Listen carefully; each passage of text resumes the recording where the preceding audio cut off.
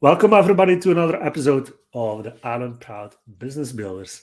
And I'm very happy with our guest today. Our guest is Toby Mildon. Hey, Toby, how are you doing? Hey, great to see you, Stefan. Thanks for inviting me along. Yeah, absolutely. I was a guest last week on your podcast. And so I really wanted to get you on our podcast. Now, for people that don't know you yet, let me quickly introduce you. And I always try to do that based on the information on LinkedIn. So, you are the founder and director of Mildon, and that's a boutique diversity and inclusion consultancy. And if I go a little bit further on your profile, Toby, I see that you're a diversity and inclusion architect. You're supporting HR heads to improve performance, innovation, employee retention, engagement, and employer branding in their organizations. That's a mouthful. That's a lot. Yeah. It is a bit. Yeah. So in the podcast, we always want to hear the story of the business owner, of the Alan Proud business owner, how you got started with your business. Yeah, so I started my business about 3 years ago now, I think, 3 or 4 years ago now. Um, and I was working previously as a diversity and inclusion manager in the BBC and Deloitte. And then having done that for a few years, um, because prior to working in diversity and inclusion, I worked in technology. Um, but I did a career switch while I was working at the BBC, and then after spending a few years working on diversity and inclusion in companies, I thought that I would much rather do it on my own, under Mm. my own brand, working, which would give me the ability to work with multiple organisations and make more of an impact than working inside a business. Did you know from the first time already, like, yeah, this is really a passion of mine. I really want to build a business around this? Because making the switch from an employee to a business is not something that a lot of people try or feel confident about it. What made you made this, to do the jump actually? Yeah. So in 2014, I it it wasn't on my mind at all that I could make a business out of this. Um, I then moved into Deloitte, working in the corporate sector, and I suppose in the course of my work, I would work with lots of different organisations, different consultants, different specialist organisations in the field of diversity and inclusion. And then it made me realize that actually there is a commercial case here that organizations do need external support and help. They don't necessarily, maybe they're not ready to have an internal person dedicated to it. Um, and uh, that was when I decided that I probably had enough experience at that point to be able to set up my own consultancy firm. Yeah, and that's an amazing move. I only can encourage people, especially from our community, to jump into entrepreneurship and to try out to build their own business based on their passions. But Toby, tell us a little bit about when you first started your company. Like, when was the point that you felt like, well, yeah, this is actually going to work for me. This is a legit business. I can keep this up. It happened in stages. Um, so I went into my first year of business with low expectations. So I had built up enough of a safety financial net that I didn't have to make any money for 8 months. If I was lucky, if I spread Ah, it really thinly, 12 months. Um, so I had that safety net. So I thought if I can get to the end of the first year and maybe I've got a few contracts, maybe I've broken even, then that was a good outcome for me. But at the first end of the first year of trading, I had made more money than my annual salary in my previous job, wow. which is pretty. It was a pretty well paid job in the city in London. Yeah. And at that point, I thought, no, actually, that did give me the confidence that I had the ability to bring in the revenue. But I guess with the topic that you're working, diversity and inclusion, it also means that a lot of businesses really see the value in investing into that. Is Yeah. that correct? Is that something that you saw from the beginning? Yes and no. There are companies that definitely are interested in it. They're prepared to invest in it. They're really concerned about the culture of their organization. But then there are organizations that just pay lip service to it. You know, Mm, they'll invite me to go along and I don't know, do like a webinar for an hour, mm. and then they've ticked the box and they go, "Oh yeah, we did something this year on, you know, getting more women into technology. Okay, let's tick that box." But those are not the organizations that I like to work with. I like to work with organizations that are trying to make real deep changes and much more systemic changes than just trying to tick a box. Yeah, and you also mentioned that that's one of your, let's say, unique points of your business that sets you apart from your competitors, where you're really looking for organizations that actually want to do this, right? Yeah, yeah, yeah. And I think that our sales process and our business development process has matured over the last few years, where we can, I think, quite easily spot the organizations that are serious about this. And those that are not serious don't make it through our sales process. Um, those that are serious will make it through. Yeah, that's basically a luxury if you can do that. I think a lot of business owners that start out can only dream about the fact that they can really select like the customers. If you did your first year and you already made more than you were earning as an employee, like what did you think was that the main driver that you would be able to spot the customers that really wanted to do this and get the results that made you go on quickly with your own business, or what was it? What do you think made it a real success from the beginning?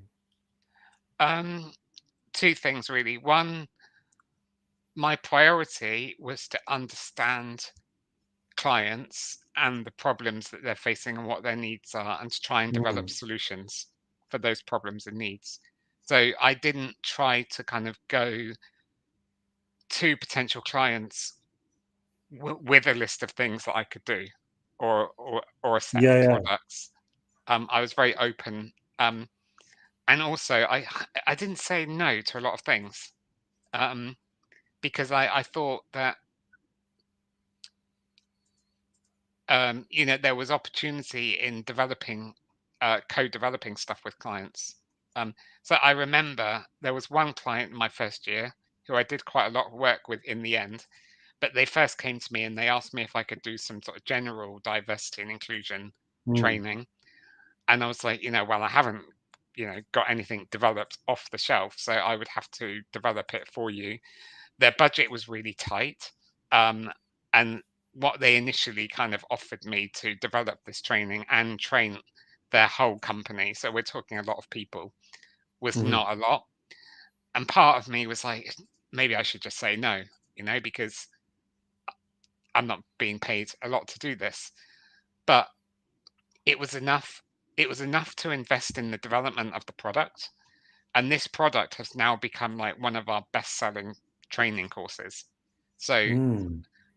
we got our return on investment back in the long run. But if I Yeah, had said no to the client initially, we wouldn't be in a position now where this is one of our best selling courses.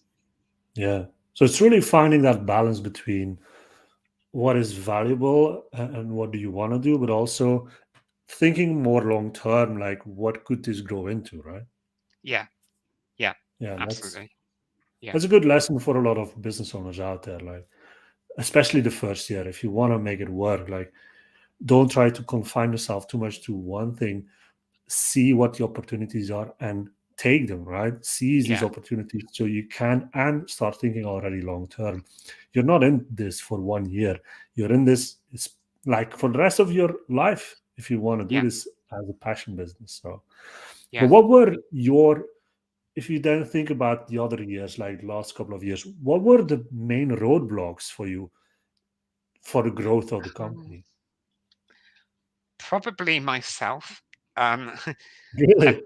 yeah, and that and the mindset around, because up until a few years ago, I had worked in big companies like British Airways and Accenture and Yeah. the BBC and Deloitte. So I was a very good employee, but not, maybe not a very good entrepreneur. So I've been on a very steep learning curve, and I had to move out of my own way because one of my main blockers was me trying to do everything and Mm, thinking, well, I can just do it because I'll get it done much quicker yeah. than investing in building a team.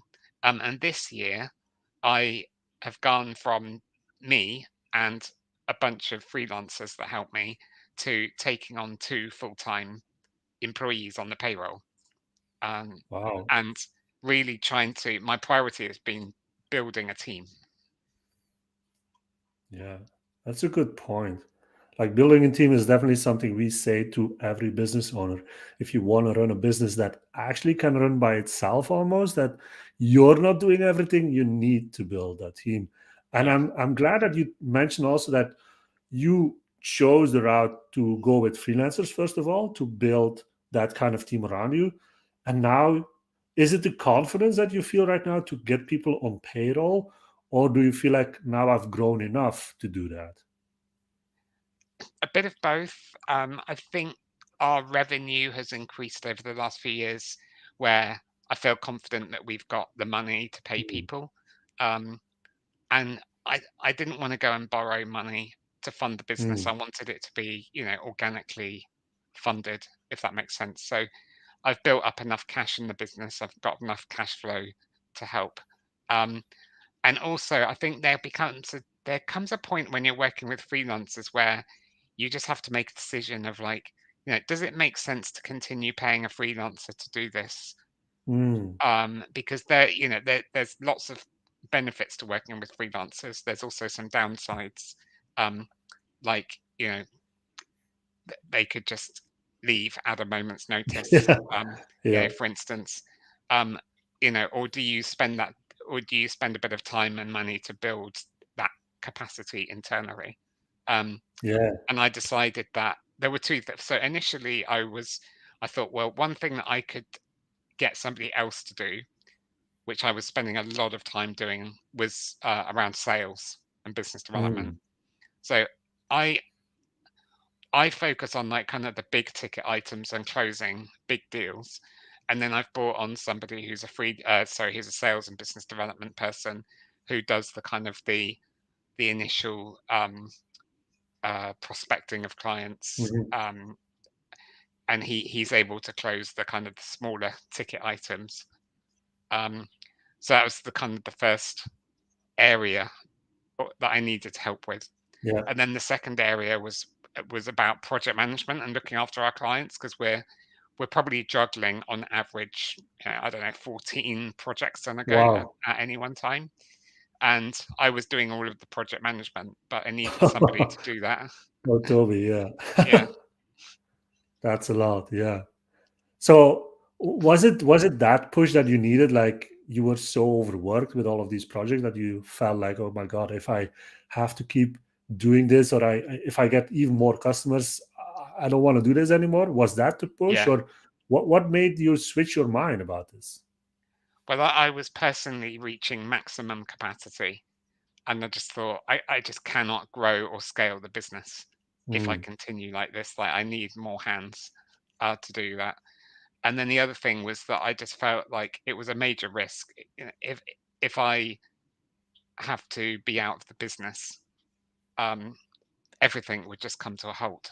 yeah, yeah. Clients wouldn't get their deliverables. The sales pipeline would dry up, because it was all on my shoulders to do it.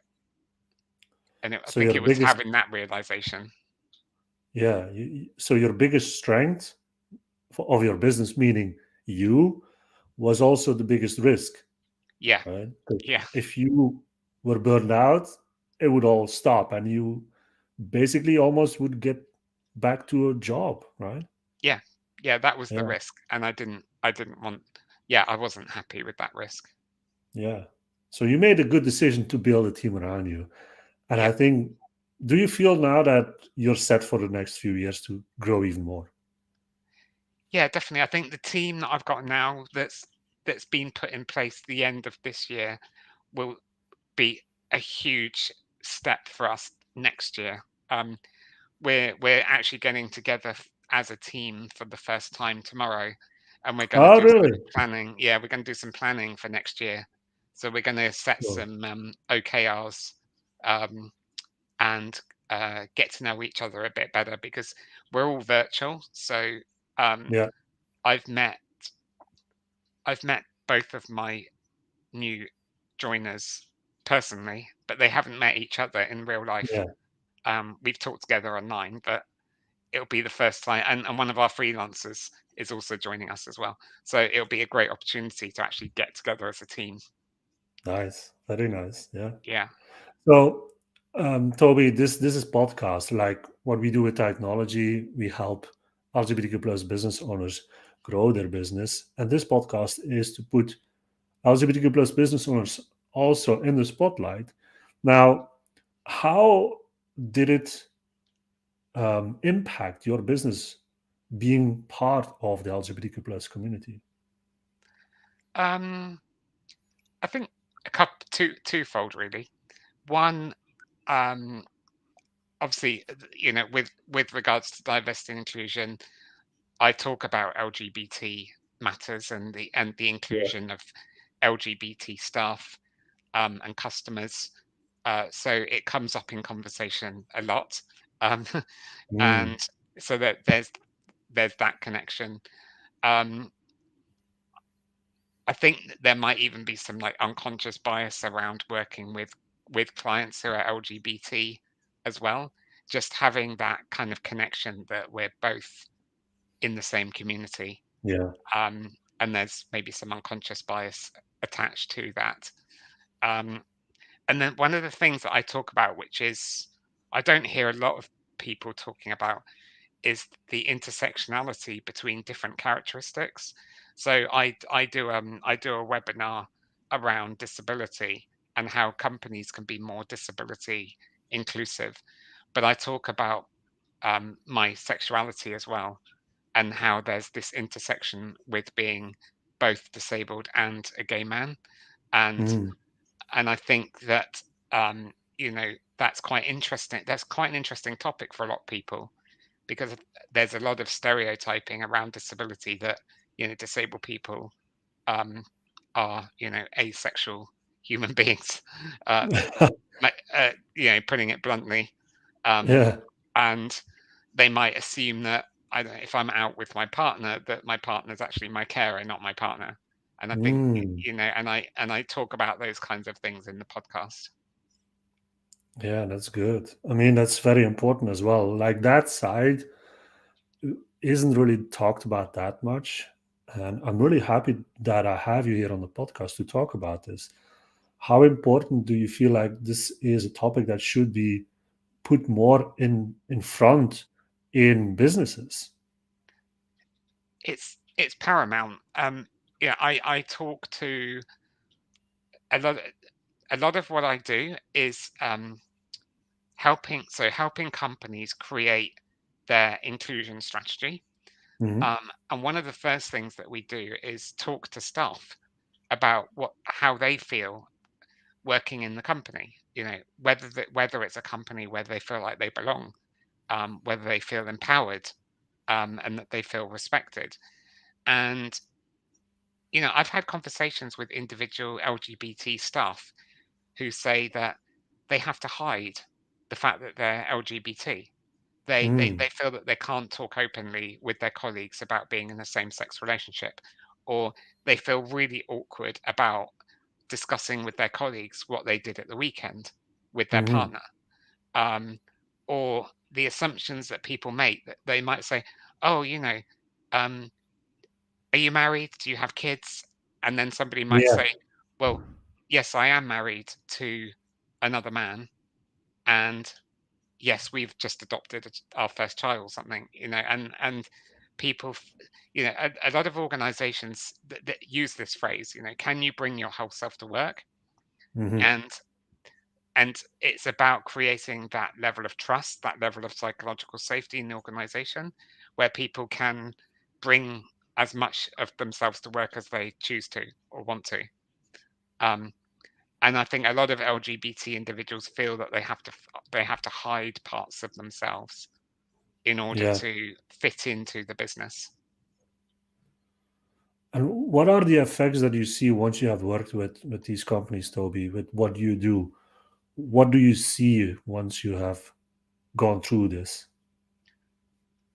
One of the main outcomes is people's potential exponentially grows, because if people don't have to hide who they are or cover up parts of their identity, they become a lot more happier at work, a lot more efficient. Mm. They can do their best work, and it really unleashes their potential.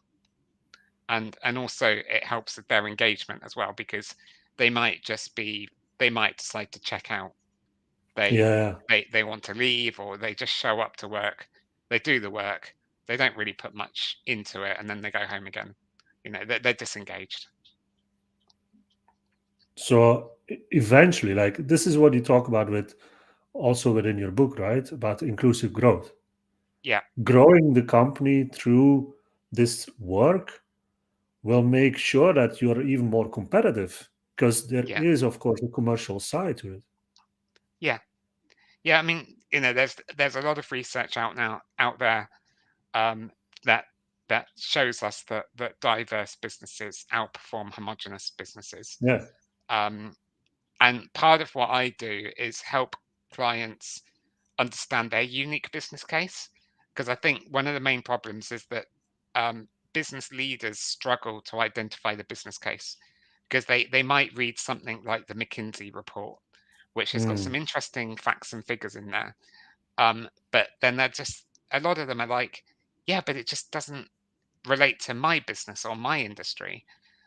And that's why I wrote the book Inclusive Growth, because when I talked to senior executives, the penny dropped when, I would say to them, okay, so how do you want to grow your business over the next 2 or 3 years? And then how do you think a more diverse workforce would help you achieve that growth or accelerate Mm. that growth?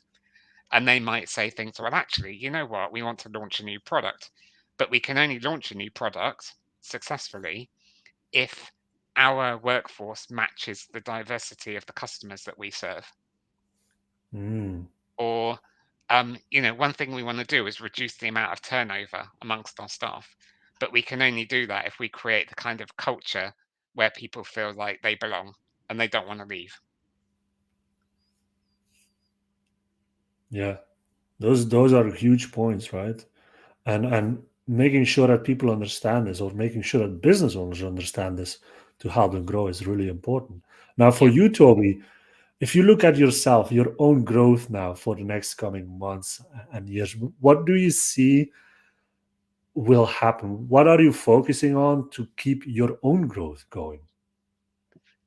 So first of all, there's team. I want to have a high performing team, um, that is inclusive, of course, because Mhm. I need to Yeah. follow my own guidelines. Um, I want to consolidate my products and get a lot more crystal clear on kind of like my product ecosystem and how Mhm. it best serves my clients.